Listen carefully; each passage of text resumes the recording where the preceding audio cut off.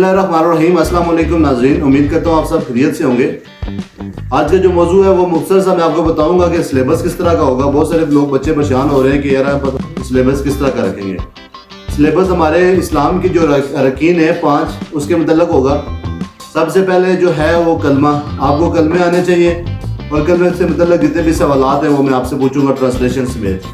दूसरे नंबर पर नमाज है, नमाज आपको आने चाहिए प्रॉपर तरीके से हर लिहाज से। तीसरे नंबर पे आ जाती है रोज़ा, रोज़े से मतलब जितने भी इंपॉर्टेंट है ज़कात, ज़कात के मतलब जितने भी सवालात हैं किन किन लोगों का फ़राइज़ है जिसका भी वो सवाल होंगे। फिर उसके बाद आता है आज के जितने भी मुतल्लिक़ सवालात होंगे वो मैं आपसे पूछूंगा। और दूसरी बात यह है कि KG से लेके 10 क्लास तक इस्लामियात की बुक्स मेरे पास पड़ी हुई हैं और मैं यहाँ पे सिलेबस बना रहा हूँ। आप लोगों ने क्या करना है, मेहनत करनी है। लेकिन चलिए मैं आपका मसला और हल करता हूँ। 6 कलमे में सुनूंगा आपसे। नमाज जनाजा वो सुनना है, मैंने याद करना है।